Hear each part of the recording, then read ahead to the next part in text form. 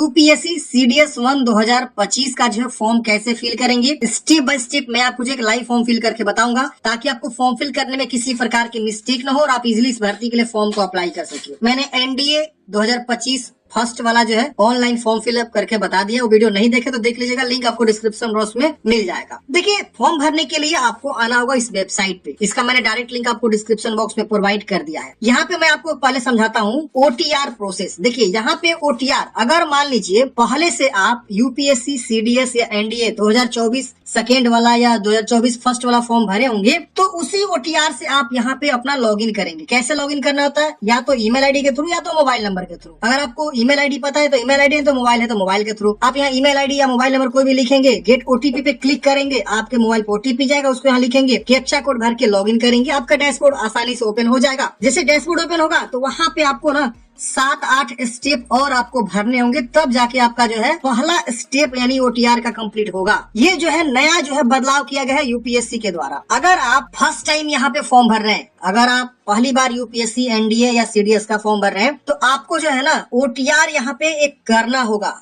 One time registration करना होगा, जिसमें आपको मात्र 3 स्टेप्स हैं। जैसे आप यहाँ पे देखेंगे रजिस्ट्रेशन, आप इस पे क्लिक करेंगे तो यहाँ पे आपको बताया गया है कि आपको जो है ये सब ऑप्शन जो है भर के और उसके बाद से आपको जो है ओटीआर को कंप्लीट कर लेना है। अब इसमें क्या क्या भरना है, तो रजिस्ट्रेशन में आपको जो है ना अपना पूरा नेम, जिस प्रकार से मैट्रिक के मार्कशीट पे है, दोबारा नाम को वेरीफाई करना, अपना नाम चेंज किया तो यस करेंगे वरना नो करेंगे, यहाँ जेंडर बताएंगे, ठीक है, फिर डेट ऑफ बर्थ का चॉइस करेंगे, फिर यहाँ भी डेट ऑफ बर्थ की जो चॉइस करनी है, फिर यहाँ पे फादर्स नेम आपको लिखना है, फिर यहाँ पे आप फादर्स नेम को दोबारा लिखेंगे, हर चीज को 2-2 बार लिखवाया जा रहा है ताकि आप गलती ना हो। फिर मदर्स नेम, फिर यहाँ पे माइनॉरिटीज आते हैं, यस करेंगे वरना नो करेंगे, फिर मोबाइल नंबर, फिर अल्टरनेट मोबाइल नंबर देना चाहते दीजिए वरना से छोड़ेंगे, email ID, alternate email ID देना चाहते दीजिए वरना से छोड़ेंगे, 10th बोर्ड का रोल नंबर, और यहाँ पे आपको एक सिक्योरिटी क्वेश्चन चूज करना है, उसका आंसर कुछ भी दे देना है, दूसरा सिक्योरिटी क्वेश्चन चूज करना है, उसका आंसर कुछ भी आपको दे देना है, फिर इस कैप्चा कोड को यहाँ भरना है और फिर यहाँ पे आपको सबमिट करना है। सबमिट करते ही फ्रेंड्स आपका यहाँ पे जो है जानकारी शो होता है रजिस्ट्रेशन वाला। यहाँ पे आप एक बार जानकारी को वेरीफाई करते हैं कि हाँ ये सारा जानकारी सही है। अगर आपको चेंज करना है तो यहाँ से चेंज कर लीजिएगा, इसमें कोई भी जानकारी गलती है तो,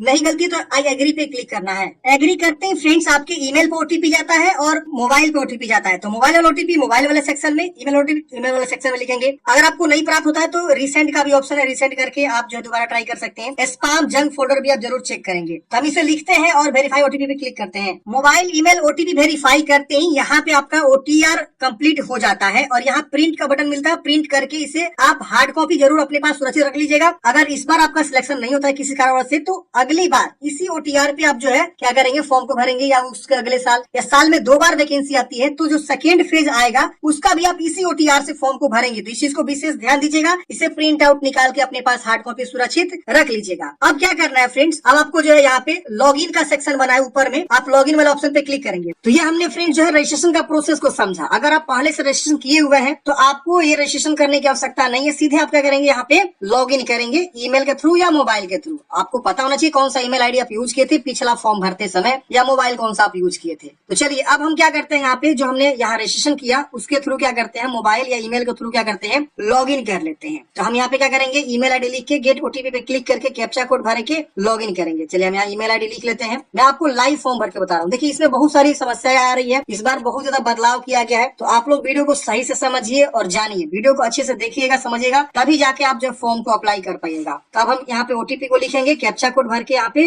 लॉगिन करेंगे। जैसे फ्रेंड्स आप लॉगिन करेंगे, यहाँ पे इस बार यूपीएससी ने क्या किया है, ये सारे इन्फॉर्मेशन जो है ओटीआर प्रोफाइल में ही फिल करवा रहा है। जैसे कि personal information, address information, photo signature, educational information, documents upload, parental information, employment information, UPSC examination information, achievement, medal, prize, ये सब आपको अब ये प्रोफाइल में ही आपको कंप्लीट करके जो है उसके बाद आप लेटेस्ट नोटिफिकेशन पे क्लिक करेंगे तो जो भी वैकेंसी चल रही होगी उसके लिए आप फॉर्म को अप्लाई करेंगे। तो ये सारा जो पार्ट है ये ओटीआर का ही अब पार्ट यहाँ पे आ चुका है, क्योंकि ये add information to OTR profile. Registration करना ओटीआर जब आप करेंगे रजिस्ट्रेशन में तो आपको बस वही स्टेप्स करना है जो अभी मैंने आपको पहले दिखाया, लेकिन जब आप लॉगिन कर जाएंगे ना तो ये जो पार्ट है आपको अपने हिसाब से अच्छे से भरना होगा। जब ये इन्फॉर्मेशन भर देंगे उसके बाद आप लेटेस्ट नोटिफिकेशन पे क्लिक करके आप जो है या तो सीडीएस या तो एनडीए के लिए फॉर्म को अप्लाई करेंगे। तो चलिए हम इस वाले पार्ट को पहले कंप्लीट करके आपको दिखाते हैं प्रॉपर अच्छे से। तो यहाँ पे हम पर्सनल इन्फॉर्मेशन पे क्लिक करेंगे। यहाँ पे जो आपका ओटीआर प्रोफाइल रजिस्ट्रेशन है, जो हमने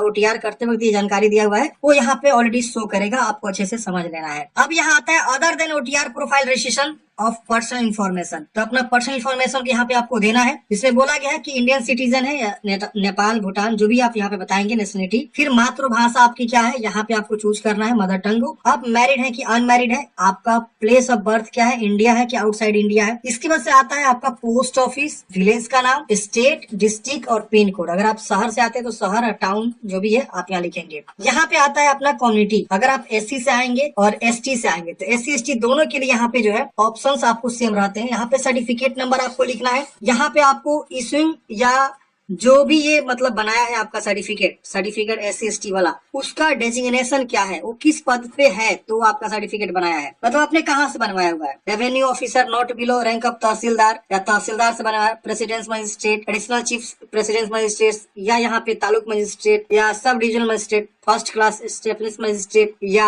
डिप्टी कलेक्टर। तो इसमें से कहाँ से आपने बनाया उसका आप चुनाव करेंगे। मान लीजिए आप अदर चूज करते हैं तो अदर में मान लीजिए इसमें से आपका जहाँ से मैच करता है आप यहाँ पे चूज किए, नहीं तो आप यहाँ अदर चूज करके और यहाँ पे जो है ना उस पद का नाम लिखना है जो आपका सिग्नेचर किया हुआ है। जैसे मैं आपको एक नोटिस दिखाना चाहता हूँ, ये देखिए यहाँ पे जो है इनका सिग्नेचर किया गया है। अब ये यहाँ पे आप नीचे आएंगे ना तो यहाँ पे लिखा रहता है कि ये कौन बना हुआ है, इसका नाम यहाँ पे लिखा रहता है, ठीक है ना। Circle officer, revenue officer, Hindi में लिखा रहता है, कहीं अंग्रेजी में लिखा रहता है। तो यही सेम चीजें यहाँ पे क्या करना है, आपको लिखना होता है यहाँ पे, ठीक है ना। Designation name of issuing authority, जो आपका इशू किया सर्टिफिकेट। अब यहाँ पे आपको डिक्लेयर करना है किस राज्य से आपने बनवाया, कब बनवाया, ये सब डेट आपके सर्टिफिकेट पर आता है। जैसे आप देखेंगे तो यहाँ पे आपका ये दिनांक लिखा हुआ है और कहाँ से बनवाया ये सब तो आपको पता ही होगा, इसी पे लिखा रहता है सब चीज। अब यहाँ पे full address of issuing authority, जहाँ से आपने बनाया हुआ उसका एड्रेस मांग रहा है। जैसे आपका ब्लॉक मान लीजिए आपके घर से 10 किलोमीटर दूर पड़ता है तो उस ब्लॉक का एड्रेस प्रॉपर आप लिख देंगे विद पिन कोड, हो जाएगा। इसके बाद यहाँ पे आपको जो है बताना है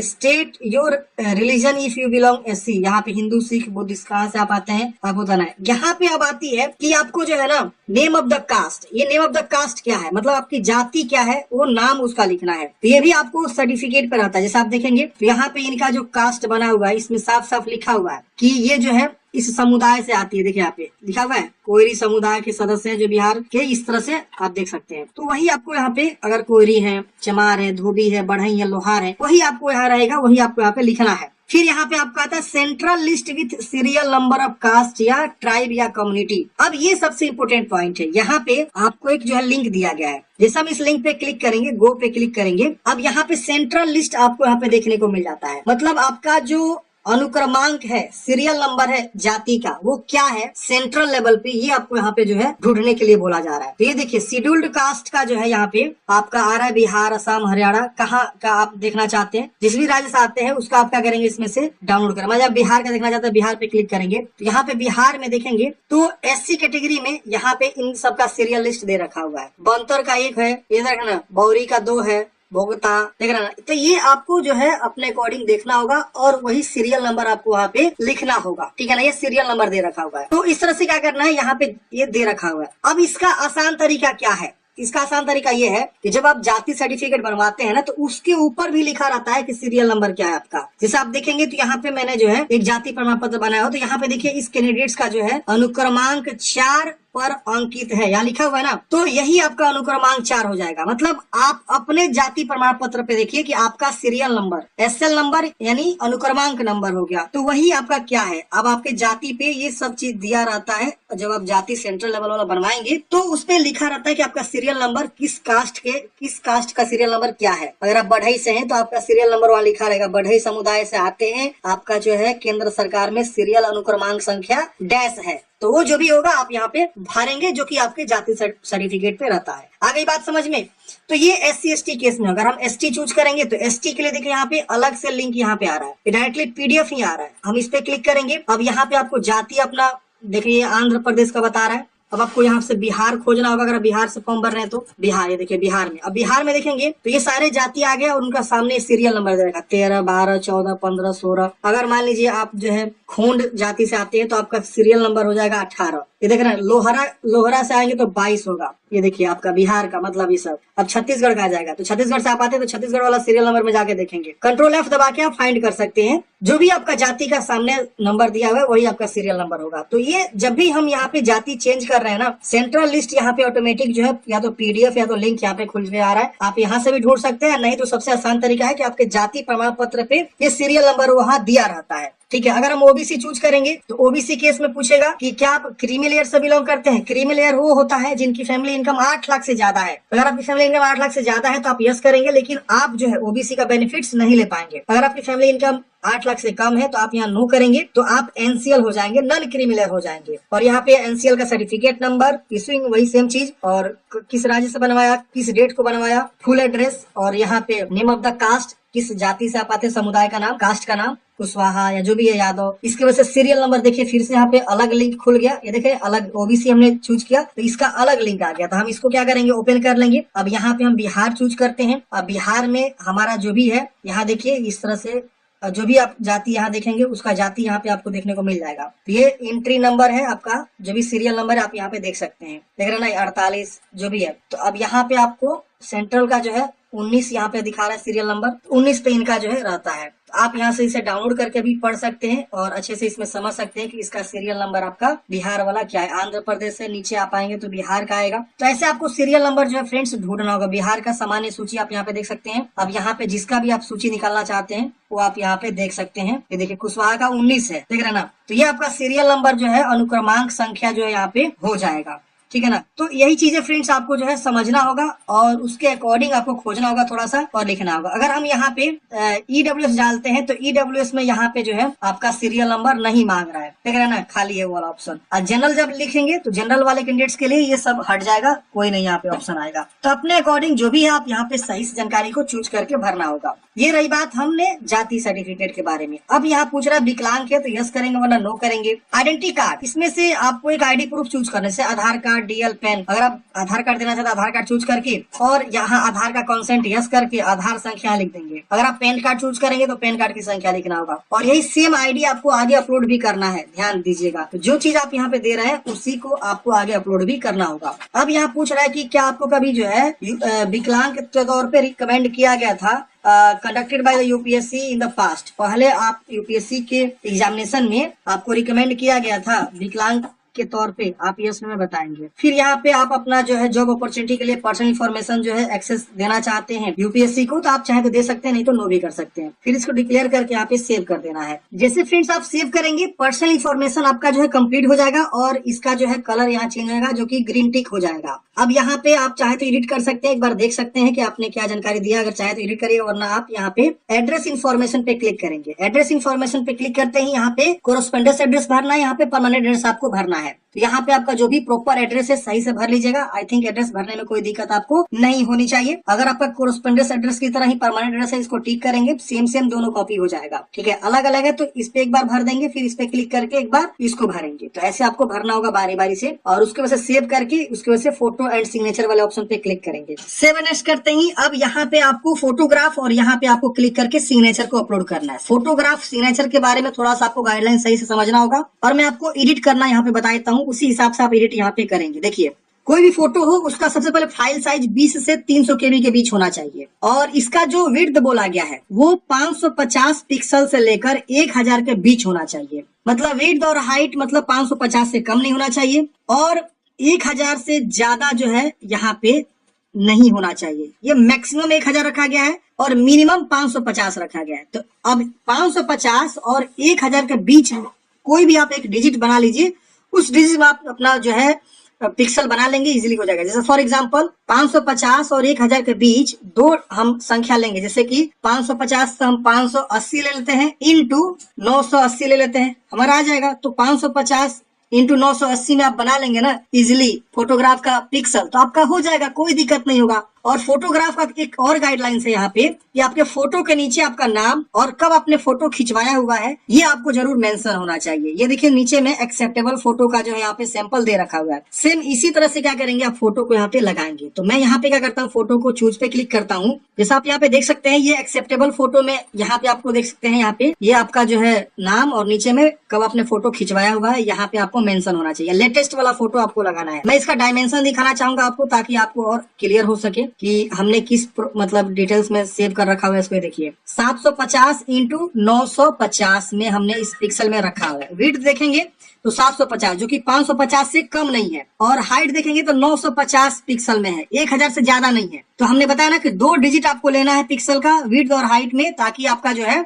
सेट हो सके। हाइट हमेशा जो है विड्थ से बड़ा होना चाहिए, तो इजिली आपका ये ले लेगा। हम इसे क्या करते हैं, ओपन कर लेते हैं और यहाँ डिक्लेयर करके सेव करेंगे। हमारा फोटोग्राफ देखिए आ जाएगा, देख रहे हैं ना, आ गया, अपलोड हो गया। अब इसी तरह से सिग्नेचर में भी है, 350 मिनिमम रखा गया है और 550 जो है मैक्सिमम रखा गया है। तो विड्थ और हाइट जो है 350 से लेकर 550 के बीच का ही होना चाहिए, कोई 2 डिजिट में, और 20 से 300 के बीच। सेम वही प्रोसेस हम अपनाएंगे और अपना फाइल को रिसाइज कर लेंगे। अच्छा, फोटो कैसे रिसाइज करना है पिक्सल के अकॉर्डिंग, वो मैं आपको थोड़ा सा समझाता हूँ। देखिए, एक मैं वेबसाइट आपको नीचे रख दिया हूँ डिस्क्रिप्शन बॉक्स में, imresizer.com। बहुत ही अच्छा वेबसाइट है फ्रेंड्स फोटो रिसाइज करने के लिए। आप सिंपल यहाँ पे फोटो को चूज करिए। मान लीजिए ये आपका फोटो है, ठीक, हम यहाँ ओपन कर देते हैं। हमको क्या करना है, इसका जो है विड्थ और हाइट सेट करना है। इंची में नहीं, हमको पिक्सल में चाहिए, क्योंकि मांग रहा है पिक्सल में। अब हम यहाँ पे क्या करेंगे, 650 और यहाँ क्या कर देंगे हम 890। ये देखिए, ये यहाँ पे लाइव भी दिखा रहा है कि कितना मोटा चौड़ा हो रहा है आपका। अगर हम यहाँ 100 कर देते हैं, देखिए इस तरह से हो गया, देख रहे हैं ना। तो यहाँ पे आप जो है लाइव भी देख सकते हैं। और यहाँ जेपीजी में चाहिए और केबी कितना चाहिए आपको, 50 केबी में चाहिए या 60 केबी में। आप जैसे ही सब लिख के नेक्स्ट पे क्लिक करेंगे, आपका फोटो तैयार उतना पिक्सल में और उतना साइज में। देखिए 46 लगभग उसके आसपास तैयार कर दिया। और ये देखिए हमारा विड्थ भी उतना सेट हो गया और हाइट भी उतना सेट हो गया। तो ये बहुत ही अच्छा जो है हमारा जो है ये टूल है, जो कि ऑनलाइन उपलब्ध है, imresizer.com, ठीक है ना। तो इस तरह इस टूल का आप यूज कर सकते हैं फोटो को रिसाइज करने में, या कंप्यूटर से फॉर्म भर रहे हैं तो आप MS पेंट में यूज कर सकते हैं। MS पेंट में यहाँ पे आपको एक ऑप्शन मिलता है रिसाइज का। यहाँ देखिए पिक्सल पे क्लिक करेंगे, इसको हटा देंगे। जो भी आपको रखना है, हॉरिजॉन्टल वर्टिकल जो भी आपको साइज करना है, यहाँ पे मान लीजिए हमको 600 कर देना, 700 कर देना है और इसको 900 कर देना है। हम यहाँ पे ओके करेंगे तो हमारा उस साइज में ले लेगा। तो जो भी आपका फोटो है उस फोटो को आप अपने अकॉर्डिंग जो है रिसाइज कर सकते हैं MS पेंट में। तो मैंने 2 तरीका बताया फ्रेंड्स यहाँ पे रिसाइज करने का। तो उस टूल को यूज करके हम फोटो को रिसाइज कर सकते हैं। सिग्नेचर हो या फोटोग्राफ हो, हम इजिली यहाँ पे रिसाइज कर सकते हैं। तो हम यहाँ पे सिग्नेचर को भी चूज कर लेते हैं और हमारा सिग्नेचर कुछ इस प्रकार से सेव करेंगे। आपको सिग्नेचर साफ सुथरा होना चाहिए, बिल्कुल ध्यान दीजिएगा। हमारा देखिए सिग्नेचर भी अपलोड हो गया। अब हमको आता है एजुकेशनल इन्फॉर्मेशन पे क्लिक करेंगे। अब यहाँ पे आपको जो है ना 10th का बारे में आपसे पूछा गया है। तो 10th का जो है आपका क्लास क्या है, फर्स्ट है, सेकंड है, थर्ड है, ऐसे आपको लिखना है। अगर उसमें फर्स्ट सेकंड थर्ड आपका नहीं होता है तो आप नॉट एप्लीकेबल भी लिख सकते हैं। तो मान लीजिए फर्स्ट डिवीजन पास है, फर्स्ट डिवीजन लिख दीजिए। आपका परसेंटेज है कि CGPA है, या तो परसेंटेज हो सकता है या तो CGPA हो सकता है, कोई एक ही होगा, दोनों नहीं होगा, ठीक है ना। तो आपको जो भी परसेंटेज है 65 पॉइंट मान लीजिए 20 है। CGPA नहीं, इसको छोड़ दीजिए। पासिंग ईयर आपका क्या है, सब्जेक्ट कौन कौन सा है, किस विद्यालय से आपने पास आउट किया, किस यूनिवर्सिटी से या बोर्ड से पास किया, तो या बोर्ड का नाम होगा, जो भी आपका बोर्ड का नाम है, इस तरह से लिख के और सेव कर देंगे। जैसे सेव करेंगे हमारा जो है ये भी डाटा सेव हो जाएगा। अब यहाँ पे आपको इंटरमीडिएट का ऑप्शन आएगा, हम इंटरमीडिएट पे क्लिक करेंगे और यहाँ पे इंटरमीडिएट की जानकारी भरेंगे। आपने कंप्लीट कर लिया, अपीयरिंग है, तो जो भी आप यहाँ पे कंप्लीट तो कंप्लीट, अपीयरिंग है तो अपीयरिंग। अगर आप अपीयरिंग चूज करेंगे ना तो सीधे यहाँ पे जानकारी नहीं खुलेगा, सीधा आपका इस तरह से ग्रीन टिक हो जाएगा, कंप्लीट हो जाएगा। लेकिन वही अगर आप एडिट करके यहाँ पे जो है कंप्लीट कर चुके हैं तो कंप्लीट पे क्लिक करके और पूरी इंफॉर्मेशन को अच्छे से भरेंगे। First division, second division, third division क्या है, फिर परसेंटेज या तो CGPA और पासिंग ईयर, सब्जेक्ट्स कौन कौन से हैं, स्कूल और बोर्ड का नाम लिख के सेव कर दीजिएगा। तो फ्रेंड्स हमने यहाँ पे इंटरमीडिएट की जानकारी फिलअप कर दिया है। अगर आप ग्रेजुएशन किए हैं तो ग्रेजुएशन वाली भी जानकारी आप यहाँ पे क्लिक करके भर सकते हैं। ये जो है आपका CDS कैंडिडेट्स के लिए ऑप्शंस यहाँ पे दिया गया है, वरना ये आपका कंप्लीट है। अगर आप इंटरमीडिएट तक पढ़े तो इंटरमीडिएट तक की जानकारी को फिलअप करके आगे बढ़ सकते हैं। अगर आप ग्रेजुएशन किए हैं तो ग्रेजुएशन आप टिक करके ग्रेजुएशन की जानकारी भरेंगे। जो कैंडिडेट्स आपका CDS के लिए फॉर्म भरना चाहते हैं वो जरूर यहाँ पे फिलअप करेंगे। तो हम यहाँ पे अपने अकॉर्डिंग भर लेंगे। अगर हम अपीयरिंग है तो अपीयरिंग, कंप्लीट किए तो कंप्लीट यहाँ पे हम जो है लिख के, और यहाँ पे ग्रेजुएशन कौन सा आपने क्या रखा हुआ है, स्ट्रीम क्या है, यहाँ पे आपका कौन सा कोर्स है, अदर ग्रेजुएशन डिग्री है तो उसमें आपको भरना होगा, फर्स्ट है कि सेकेंड है, परसेंटेज क्या है, या तो कोई CGPA या तो परसेंटेज कोई एक ही भरना होगा, पासिंग ईयर, सब्जेक्ट, स्कूल का नाम, बोर्ड या यूनिवर्सिटी का नाम तो यूनिवर्सिटी का नाम आप चूज करना होगा। ग्रेजुएशन का सर्टिफिकेट नंबर या रोल नंबर कोई एक आपको इसमें से लिखना है, डेट ऑफ इशू सर्टिफिकेट और इशूइंग अथॉरिटी, तो कॉलेज का नाम लिखना होगा आपको या यूनिवर्सिटी का नाम, और full address of issuing authority, जहाँ से आपका कॉलेज का एड्रेस है उस एड्रेस को यहाँ पे आपको लिख के। और यहाँ पूछ रहा है कि do you have basic education qualification या higher education qualification from the foreign institute. Foreign institute से आपने हायर क्वालिफिकेशन या बेसिक एजुकेशन क्वालिफिकेशन कंप्लीट किया हुआ तो यस करेंगे और उसके बारे में बताएंगे, नहीं किया तो आप यहाँ नो करेंगे। इसको भी आपको सेव कर देना है। अगर आप ग्रेजुएशन यहाँ पे अपीयरिंग है तो आपको अपीयरिंग में यहाँ पे जो है भरना होगा। यहाँ PG का भी देखिए ऑप्शन खुल गया। अगर आप ग्रेजुएशन कंप्लीट कर चुके हैं तो PG का आएगा। तो ऐसे आपको क्वालिफिकेशन आएगा, आप किए तो भरेंगे, वरना वहीं तक ही छोड़ के आगे कंप्लीट आप कर सकते हैं। जैसे हम यहाँ पे अपलोड डॉक्यूमेंट्स पे आ जाएंगे तो अपलोड वाले में देखिए यहाँ पे हमको जो है क्या क्या मांग रहा है, मैट्रिक का सर्टिफिकेट और यहाँ 12th का सर्टिफिकेट, या तो सर्टिफिकेट या तो मार्कशीट कोई आपको देना है। और यहाँ पे आईडी प्रूफ जैसे आधार, वोटर, पैन, जो भी आपने यहाँ पे फॉर्म भरते समय स्टार्टिंग में दिया था उसको आप यहाँ पे अपलोड करेंगे। पीडीएफ में होना चाहिए, 150 KB के आसपास रखेंगे, इजीली अपलोड हो जाएगा। और यहाँ पे caste certificate, SC ST OBC से आप आते हैं, EWS से आते हैं तो उसका कास्ट सर्टिफिकेट। और ये 5वां नंबर मांग रहा है एज रिलैक्सेशन में, तो आपको चाहिए तो इसे दे सकते हैं। तो 5वां मैंडेटरी नहीं है, 6वां भी मैंडेटरी नहीं है, 7वां भी मैंडेटरी नहीं है। अगर कोई अरुणाचल प्रदेश, मणिपुरा, मेघालय, मिजोरम इन सब जगहों से आता है और वो कोई सर्टिफिकेट डिटेल्स रखता है तो आप यहाँ पे लगा सकते हैं। कोई अवार्ड, प्राइज वगैरह है तो उसका अचीवमेंट आप दिखा सकते हैं, यहाँ पे वो लगा सकते हैं। वरना 5, 6, 7 मैंडेटरी नहीं है, 4 डॉक्यूमेंट्स आपको अपलोड करना जरूरी है। तो ये आप इजीली अपलोड कर लेंगे, आपका पीडीएफ में होना चाहिए। तो हम यहाँ फाइल चूज करके और क्या करेंगे, पीडीएफ को अपलोड कर देंगे। चूज करते हैं, अपलोड हो जाएगा। अब देखिए आपको बताते हैं कि पीडीएफ में आप कैसे बना सकते हैं। तो देखिए गूगल में जाना है, सर्च करना है ऑनलाइन JPG to PDF, मतलब हमको JPG से PDF में बदलना है। तो यहाँ पे देखेंगे बहुत सारी वेबसाइट खुलेगी, कोई सा भी वेबसाइट ओपन कर लीजिए। फॉर एग्जांपल हम ये वाला वेबसाइट ओपन करते हैं, JPG to PDF। हम इमेज को क्या करेंगे, सिलेक्ट करेंगे। मान लीजिए हम जो है ये इमेज को PDF बनाना चाहते हैं, इसको चूज किए और यहाँ पे और भी कोई हम ऐड करना चाहते हैं तो ऐड कर सकते हैं। और यहाँ कन्वर्ट पे क्लिक करेंगे, हमारा जो ये फाइल है हमारा जो है ये PDF में कन्वर्ट हो जाएगा। देखिए 41 KB का PDF ये बन गया। तो ऐसे क्या करेंगे, हम PDF को कन्वर्ट कर सकते हैं। अब अगले स्टेप में फ्रेंड्स यहाँ पे आपको ना पेरेंटल इन्फॉर्मेशन पे क्लिक करके पेरेंटल इन्फॉर्मेशन यानी माता पिता की जानकारी को भरना है। अब यहाँ पे नेम ऑफ द फादर आपका शो करेगा। यहाँ पे नेशनलिटी, आपके पिता की नेशनलिटी क्या है, इंडियन या अदर है। यहाँ पे आपको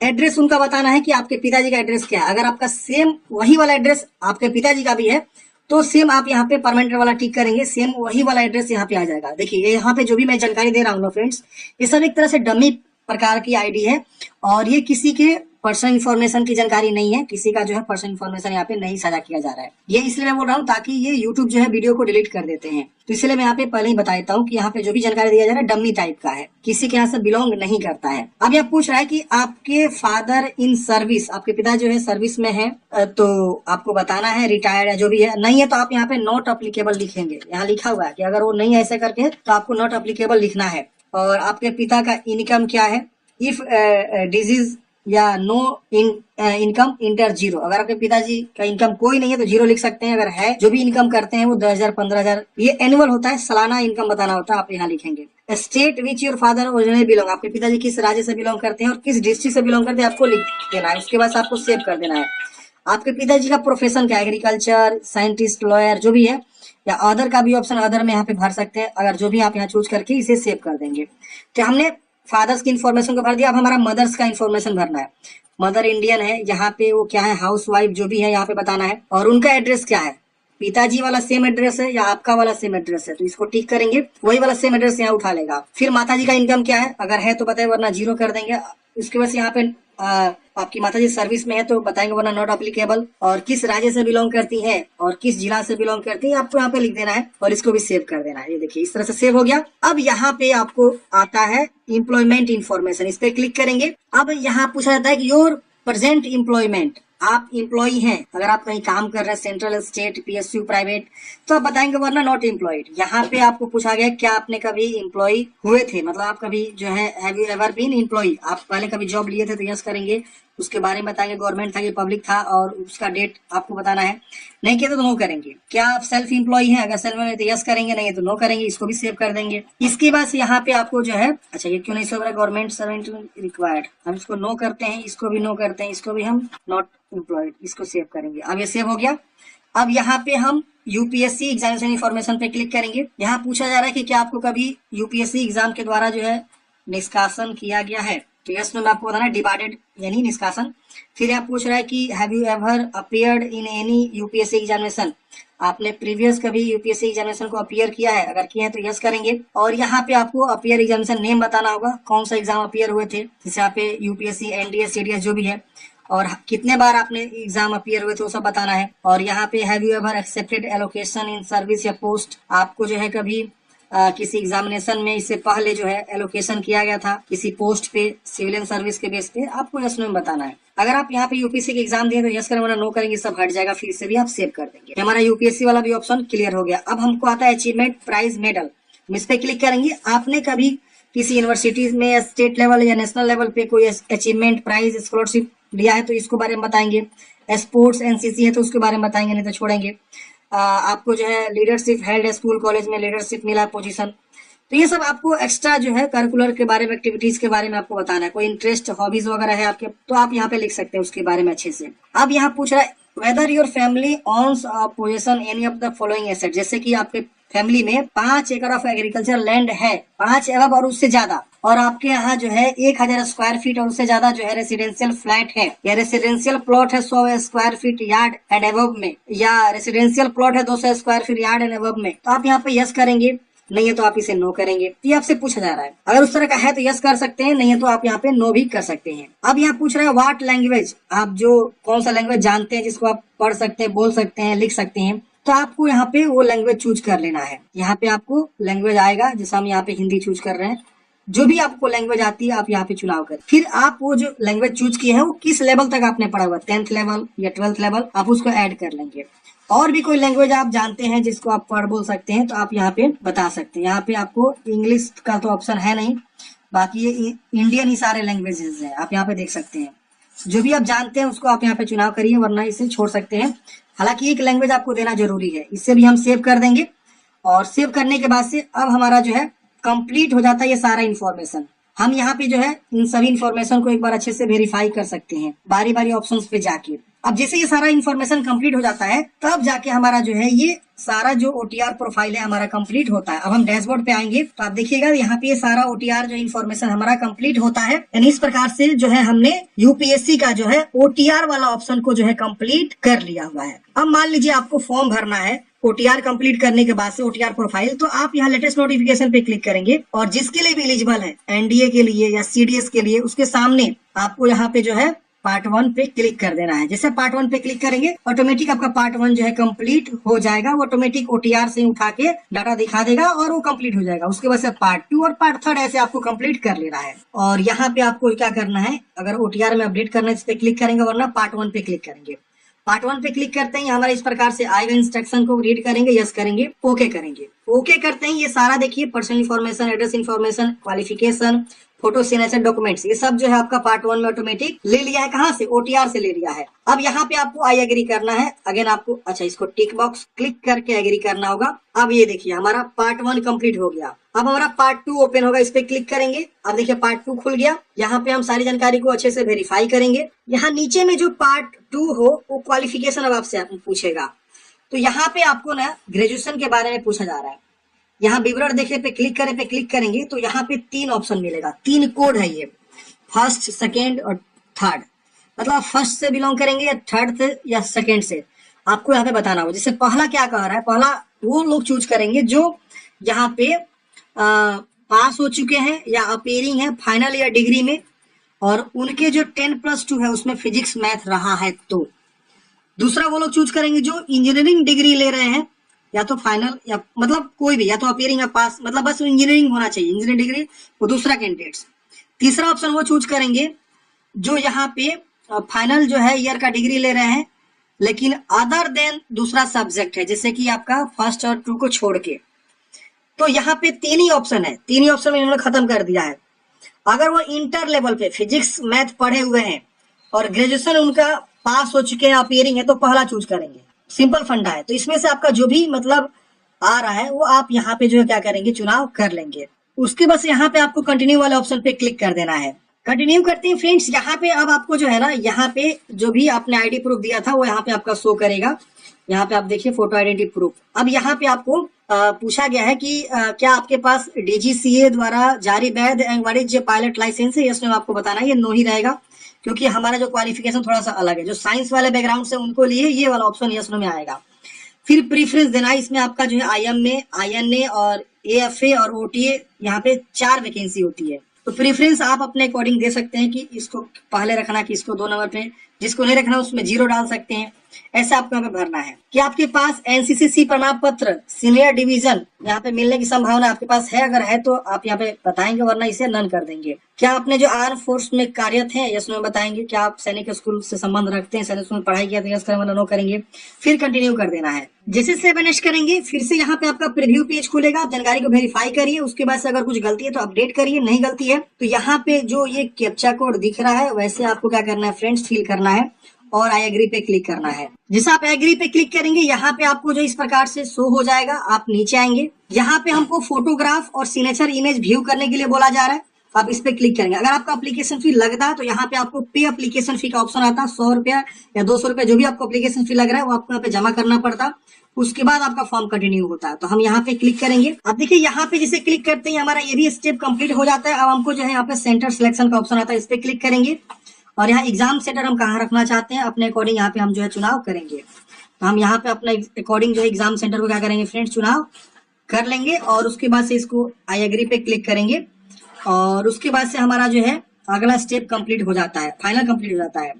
हम क्या करेंगे, प्रिंट करने के लिए इस पे क्लिक करेंगे और यहाँ देखिए व्यू या प्रिंट का ऑप्शन मिलता है, इस पे क्लिक करके इसका जो फाइनल प्रिंट आउट निकाल के अपने पास हार्ड कॉपी सुरक्षित रख लेंगे। हमारा पार्ट 1, पार्ट 2, पार्ट 3 भी हमारा कंप्लीट हो चुका है। हमने यहाँ पे फॉर्म को फाइनल जो है कंप्लीट कर लिया है। अब हम डैशबोर्ड पे आ जाएंगे। अच्छा, ये लॉग आउट हो गया। फॉर्म भरने के बाद से ऑटोमेटिक लॉग आउट हो जाता है। दोबारा आप लॉग इन करना चाहते हैं तो ईमेल मोबाइल के थ्रू लॉग इन करके और प्रिंट आउट निकाल सकते हैं, या अगर आपने फॉर्म जो है कंप्लीट इनकम्प्लीट रखा है तो उसे कंप्लीट भी कर सकते हैं। वहीं से आपका प्रोसेस शुरू हो जाएगा। लेटेस्ट नोटिफिकेशन में जाने के बाद आपको दिख जाएगा। अब मान लीजिए बहुत सारे लोग बोलेंगे कि अगर हमारा सिलेक्शन नहीं होता है तो क्या यही ओटीआर आगे काम करेगा? जी हाँ दोस्तों, आपका मान लीजिए सपोज इस बार सिलेक्शन नहीं होता है तो सेम ओटीआर जो है आगे आपका काम करेगा।